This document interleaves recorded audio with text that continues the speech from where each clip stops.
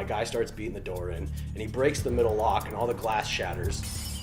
We hear the guys inside wake up and start yelling, and then we hear them rack their AKs. And I start taking my first step in the house, and then right in front of me, I saw the muzzle flash, and I'm walking in on my first step, and the next thing I know, I'm just looking up. The doctors took a look at me, and they told me what had happened. So it turns out I had gotten shot side to side through the knee. But they tried this surgery, and they put a big rod up my femur, and they put like 27 screws into my leg. And they said, all right, we put your leg back together. Best case scenario for you is you walk unassisted someday. You know, I was like, yeah, that's not good enough for what I want to do. Like, my only goal was to return to my unit. So the doctors told me that my leg was basically useless. And so I told them, yeah, cut it off. And they were like, that's pretty rash. Let's try a couple more surgeries first. So I was doing surgeries for like 6 months, and then they sent me home to Minnesota to heal up for a while. And this whole time, I was asking my caretakers in the military, just let me cut off my leg. But they were just saying, let's exhaust all possibilities before we make that decision.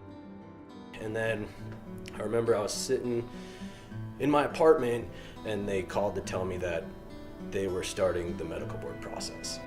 Every time I say that, I feel like a rush going down my body, like all hope leaving my body. And like, I just quit. I was just really struggling hard with suicide. And I got to this point where I was just tired of living in the middle. And I was like, all right, dude, it's time to make a choice. Like, do you want to live or do you want to die? And I chose life. So I started turning things around. You know, I started getting back into fitness. I started training. I started getting back in contact with the world, you know, because I was pretty isolated for 2 years. And I reconnected with an Army buddy of mine, and he was organizing this team to do this 13-mile military-style obstacle course race in the mountains of Colorado. And I just reached out to him, and I was like, hey man, can I do this with you? And he was like, yeah, we'd love to have you. So I started working out, and now I had a goal. You know, like I had a goal. I had to train so I could do this, and it just felt good to reconnect with the world and accomplish something.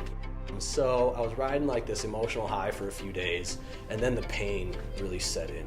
And I thought to myself, it can't hurt to go back to the VA and ask them one more time. So this is November 2011 now. We met with the same doctor that told me no in 2009. And this time he said yes. And he asked me when I was available, and I was like, I mean, I have a lunch, but I can cancel it if you want to do it today, you know? And so we scheduled the operation for December 6, 2011. And I remember there's a picture of me rolling out of the operating room, and I'm just smiling. Like, I just had my leg cut off, and I was like, yeah, it was a pretty good day. It was awesome because I was finally on my road to recovery. I really hate that people sometimes see me as kind of superhuman just because of the things I do. I retired like 9 years ago. I think it took me like a good 6 or 7 years to move on and like get over the fact that I'll never be a soldier again. If I've learned anything, and if I'm an example of everything, it's like, even though you're hopeless, that doesn't mean your life's over. Like, it's been, you know, almost 10 years, and back then I never saw any of this. I saw like loneliness and despair and just like all sorts of negative things. I didn't see this, and this is my reality now. Like, my life is great. You can't see it, but if you keep going, maybe you can live it.